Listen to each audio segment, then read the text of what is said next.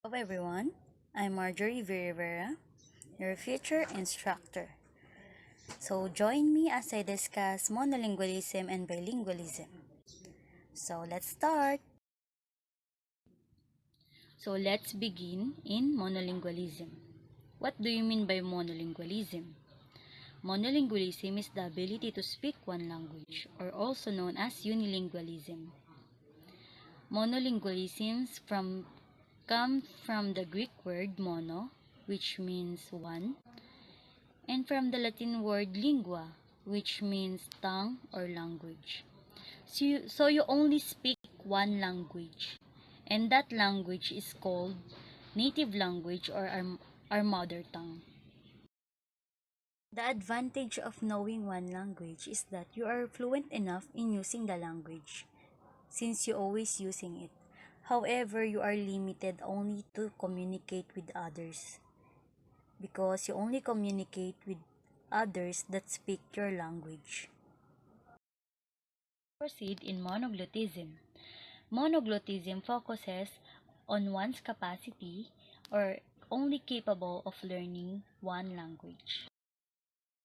Next is bilingualism. So what is bilingualism? Bilingualism is the ability to speak two different languages.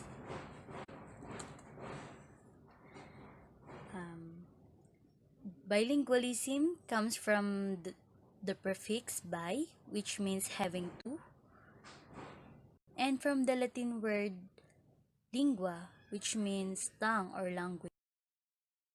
There are two kinds of bilingualism. First one is sequential bilingual. When your parents are both Filipinos, it is obviously that they speak the same language. That language is what we call our mother tongue or our first language. But when we go to school, we learn our second language, which is English. English is the second language of the Philippines and the lingua franca they use in order to communicate with other country.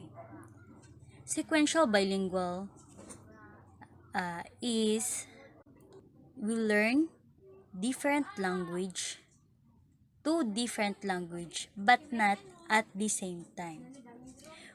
First, we learn the first language in our family or our surroundings, and second, we learn the language in school. One is simultaneous bilingual. So what do you mean by simultaneous bilingual? When your mother is a Filipino and your father is American or vice versa, you learn the two language at the same time.